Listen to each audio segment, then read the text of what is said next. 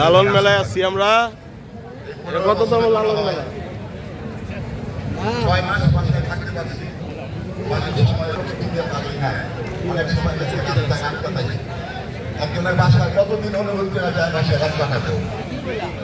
তো সামনে আপনারা আপনাদের গাইডে এমনভাবে দিবেন যাতে ভবিষ্যতে কোনো মা সন্তান